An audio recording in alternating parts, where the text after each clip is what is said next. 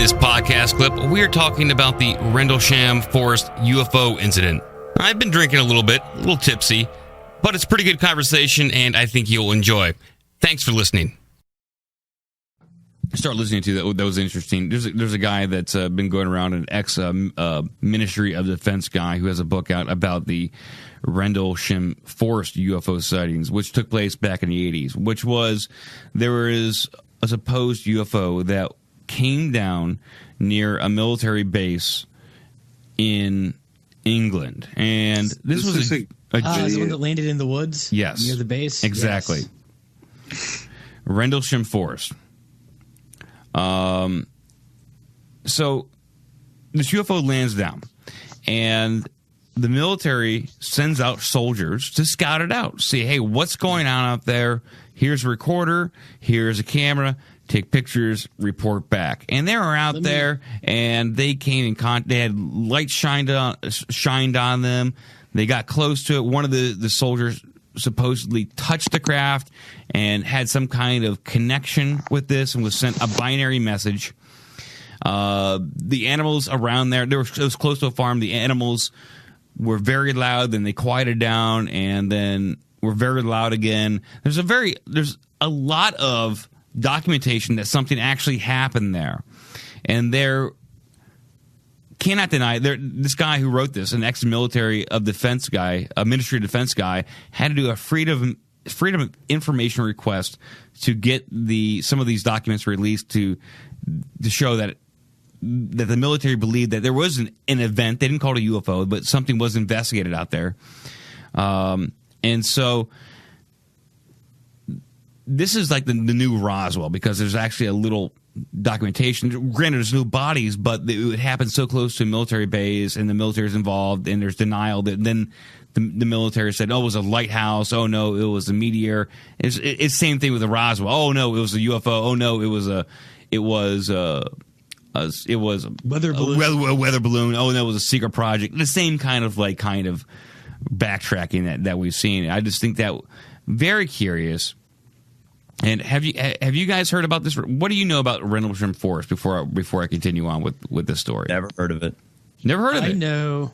It's really, I think, well, did they not, is it not called like the UK's Roswell? Because I know it's very well documented, because there's I believe there's radio recorded messages, there's like actual reports about them not knowing what the fuck it is. So soldiers can confirm seeing something. And I know it's more interesting because there's a lot of well-documented military encounters that are unexplained. I know there's an event that happened at a nuclear missile silo in Nebraska, and I think in the 70s or the 80s, where an object came by, shut down all their controls for a few minutes that was close by, and then left. And they were about ready to start launching missiles because they thought it was some kind of Soviet craft. Yeah, and that is one of the things that when these UFOs go to military bases, they seem to be very interested in nuclear installations. And those nuclear installations are always on heightened alert for that reason. Like, it was during the Cold War, and so everyone's got an itchy trigger finger. But these UFOs come down and are very curious and shining. And one of the reports from the Rendlesham Forest incident is that this UFO was shining a beam in a structure that could have held nuclear weapons. They don't know if it was true, but do you remember that Canadian military minister? I guess. Yeah, he was a minister. He was a minister of defense over there too. Yeah, and he's the guy who said that the aliens, like, he says that there's like 5 different races, and he also says that they're very concerned about the fact that we have nuclear weapons, and they're worried about what we're going to do with them. So that would check out with what that guy says. Yeah. So when when these soldiers went out and were scouting out this UFO, they were in a daze. There's like fog on the ground. There's audio recording this that you can listen to online. And when they came back to the base, they were given sodium pentothal, like the truth serum drug. They were interrogated for a long time. One of the guys was interrogating further because he said he came in contact with this craft and was mentally given a message of binary code, and he wrote down this binary code. Oh yeah, I've heard this one. And the binary code has been translated as such. Exploration of humanity, and then it goes unclear. 8100 or 8100. Continuous for planetary advance. Fourth coordinate continuous. Before then it gives latitude, longitude, and everything else. Origin year 8100. So one of the proposed theories is that this Rendlesham Forest UFO is actually possibly a time machine sent from the year 8100, sent back just to do some research. Sounds far fucking fetched. Totally. Sounds really fucking far fetched. What did the longitude and latitude coordinates yield? It yielded a place somewhere in England, a place not that far away from where the actual base was. And wouldn't it make more sense that the year for whatever species of alien this is current year for them, and they don't care about whatever year it is for us? That's also a very good possibility. They're not going to do before Common Era or before Christ in Common Era. Yeah. So it might be 8100 for them. Yeah. So the longitude and latitude was in southern England, and it's bizarre because we constantly think about UFOs being from another planet and even possibly another dimension. Very rarely do we consider the possibility that these could be ourselves from another time coming back and visiting. Yeah. I love that idea. That's wasn't that kind of the basis for Sphere? Yeah, the movie Sphere with because the one Dustin Hoffman. Because I believe what was the end? They decided it was the spacecraft had been there since the 1700s. I can't remember what it was. It was long. Yeah, I think the plot of the movie, like in the year 2250, a spacecraft went out, got a sphere, went through a time portal, came back. They found it in 1990s.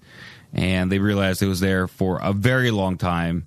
And at the end of the movie, the sphere got out anyways to continue the time loop. So, good for that sphere. Good times. But I just thought this Rendlesham Forest stuff is pretty good. And the guy, I think his name is Nick Pope, just put out a book on it, and it's very, very interesting stuff. Here's the thing: we don't get anywhere with these UFO stuff because the governments continually put out disinformation about it. The public and like MUFON and some researchers push back. Here's some genuine, interesting events that have happened, and then the governments push back and say, "No, that's all bullshit. We're mirage men. We're giving you disinformation," and then we push back. Here's some real stuff. So even with the moon UFOs we talked about a few episodes ago, like are we get nowhere with that because I just heard like the other day. They're planning on colonizing and monetizing the moon in some way. So we're going to show up there, and there's just a bunch of moon babies up there. Like, it's all crazy, and I don't know what I'm looking for as a person who wants this to be. Am I looking for the government to basically say yes, UFOs are real? I don't think we're ever going to go down that road. I don't think it's ever going to happen. Even though I'd like to see it. I don't think the government's ever going to really acknowledge UFOs, aliens are real. I don't think it's ever going to happen. At a certain point, do you think it's like worth it to pray more towards the aliens than it is to Jesus or God? I don't pray that much, anyways. So either way, I would pray to the aliens. That's what I mean. It's like if you need some higher force to like stop what's going on in this world and all the madness and the craziness, I have more faith that aliens can do it than, or even Putin. Pray to Putin. Let's pray to Putin. Let's pray to Putin. I guess my genuine Vlad who art in Russia. My genuine interest in this is I don't want to be thy vodka. I don't want to stop what's going on. I simply want to be in Star Trek.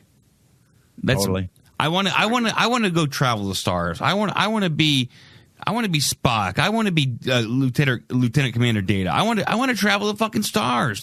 When I watched Next Generation when I was a kid, man, I just was like, oh man, I'm sure in my lifetime we'll be doing this shit. This is gonna be awesome. Yeah. And now the older I get, I'm like, what are you fuckers doing? You're still killing each other? Build some spaceships, god damn it. Look, we built these drones to blow up Arabs.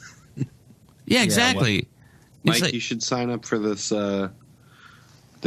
Why we should build clouds on Venus or cloud cities on Venus. Yeah, we talked about that. I think we did a few episodes ago that they're trying a proposal to build sustainable high altitude cities on Venus. Isn't Venus like really close to the sun? Oh, why don't you shut up? Yeah, it's not the best. Hey, I just feel like it would be hot as shit. I don't know. And I think the atmosphere is mostly hydrogen. It's mostly carbon dioxide. Williams is on board. I think we'll all be fine. Billy D. Williams is flying around in a cloud car full of Colt 45. Yeah. I think we'll be fine as long as he's on board. Do you ever see his commercials for Colt 45? Oh, yeah. I used to have a poster with him on it. It was awesome. Yeah. Cool. Did you talk about the dolphin? Yeah, I don't know if I touched on the dolphin. We talked about so much dolphin fucking in the show. Before you talk about the dolphin, I just want to say one thing about praying to aliens. Sure. No for praying, but I told a few of my friends if I was to buy the theory of intelligent design, I would buy it if you were suggesting that aliens designed life on Earth. Yeah. Yep. That'd be something I could get behind. That's kind. That's an ancient astronaut theory, which I don't know which way to go with. It's an interesting idea. It lines up with the watchmakers theory too, which a lot of sort of Catholics and other religions kind of believe when they stop believing in God. Somebody set it up and wound it all up and then let it go. Yeah, I'm okay with all that stuff. I mean, look, I don't really care. I just want to be in Star Trek. I want to be Captain Picard. I want to be Riker. Whatever gets me there quicker, awesome. You just want to bang holograms in the holodeck. Yes, they have friction. Yeah. They have, you guys had that debate and man's best friend. You forgot that the holograms, they have force fields. That's what makes them dangerous if you turn the safeties off. Exactly, but so that's there only would next be generation. like a force field for the wall inside whatever you're banging, I guess. I don't know what you're into, Mike, but oh yes, I'm into everything. Kardashians. I'm into Kardashians and Ferengis and Calrissians. One of his ears and the Ferengis and their folds. What was it? We were banging like the foot pussy. Yeah, it was a vajankle. The vajankle. Yeah. The vajankle. Yeah, boy. All right, we got to get out of here. I'm closing it down. I got to go walk the doggy. Thank you very much, Bryce, Clown Baby, and Joe, for coming on the show. Tell D I said hello. I will do. You can play with for anyone who peach. hasn't looked up the vajankle yet, seriously do it. It's VAGANKLE. It's a Would you real like to thing. take me and in it's your mouth? hideous. Are you still a virgin? Oh, yeah. You are, but two things. Last thing you play should be Hitler vs. a Christian, and I just downloaded the Battlefield Hardline beta, so if you want to play when you get back from Walking Bogey, I'm down. Yeah, it's a good game. I've been uploading like a madman to the YouTube channel. Please subscribe to go to YouTube /RBigDumbMouth or user /RBigDumbMouth. Subscribe. I've been putting up a lot of Hardline videos. It's very fun. So far, so good. Also, we have a Facebook page. We need more likes for our drive to 500. Yes. What do you want? You want? Oh, Hitler was a Christian. Here we go. I'm going to give you this. Hitler was a Christian. There we go. There you go. Yeah, and check us out on Twitter, Facebook. We're constantly producing stuff. We do this show once a week, and Clown Baby and I are constantly doing YouTube videos with GTA, probably Hardline, anything. We do it all, and it's funny. Our Xbox Live. My name is Hair Clown Baby, HERR Clown Baby. Oh, N person. Oh my God. Mike is OBDM. Yes. Friend us. Play GTA 5. Become part of the Prune Brothers crew. Please. The Prune Brothers need your help. Big time. Who are the Prune Brothers? Ah! There's no prune juice. Is this the Prune Brothers? It is the Prune Brothers. Can I taste your juice? Oh, yeah, dropping loads. The Yanomamo were a fierce people. Oh, yeah. Hard pumps. Fucking hard pumps. Oh, yeah. Fucking hard boner in your face. Yeah, yeah, yeah. If anyone says boner during sex, I mean, you're out of bed. Yeah, pretty much.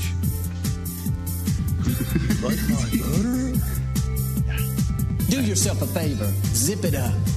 All right. See you guys later. Bear. Be positive or be quiet.